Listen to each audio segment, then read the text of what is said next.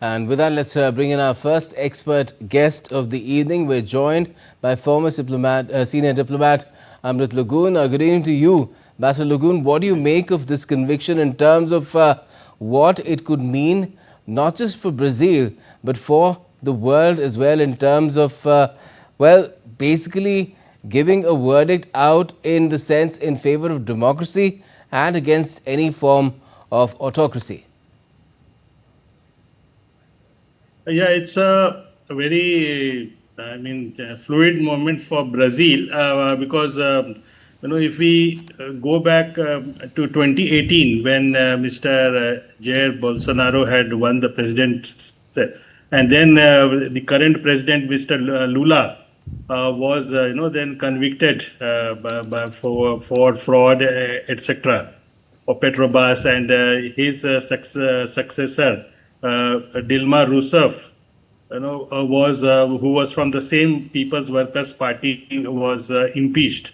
And because of that, Mr. Lula could not fight the 2018 elections. Deputy fought, and of course, Mr. Bolsonaro had won at that time.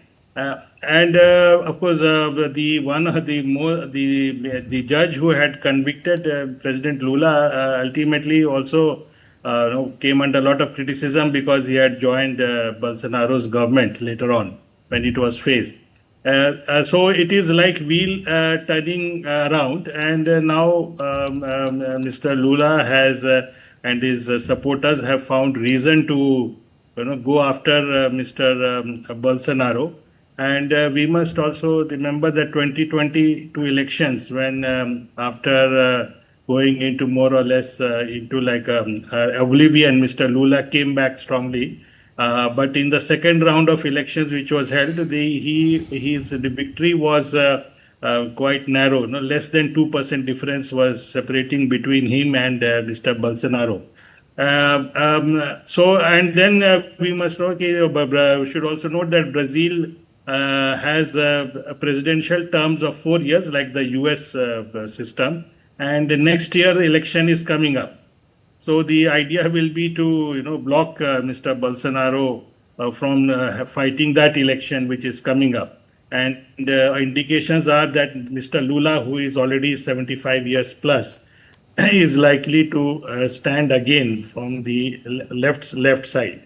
And then it is so it is a very interesting phase. And of course, as was said in the report, Mr. Bolsonaro will definitely appeal the sentence. And also there is another legislation which has been proposed in the Brazilian parliament about amnesty law. So according to that also, of course, this law has been there for after the military dictatorship was finished in 1985. 1988, I think this law came, and it has been strengthened and modified. So according to that, I don't know the details, but that also may allow Mr. Bolsonaro to escape. But right now, since the next elections are due, and also it is playing into regional politics, as we know that the president of US, Mr. Trump, and President Lula do not get along well because of this episode, because he being going after Bolsonaro. So regional, it is also playing into the Latin American politics. Brazil is the largest country in South Africa, both in terms of area and population. It is very important. It is minerally rich. It is very active in organizations which US sees as a threat, like BRICS. Then even leading third world countries, Mercosur. So how it will play up the next lead up to the next elections, which is due in 2026. We'll have to see. But good thing is the army so far has been very influential in Brazil. And Mr. Bolsonaro has been one person. He has an ex-army background. During his tenure, which lasted till 2022, when he lost to Mr. Lula, many army officers, including his vice president choice, were all ex-army officers. So, when he appealed for when he lost the election for the army to intervene, one good thing is the army backed out. They did not come in his support. That is also one of the charges against him. So, see, after the last army's rule, which ended in 1985, they have been keeping away. So that's a good sign for Brazilian democracy. So this is going on, but for the people on the street, it is also a chance to rethink and see how the politics is going.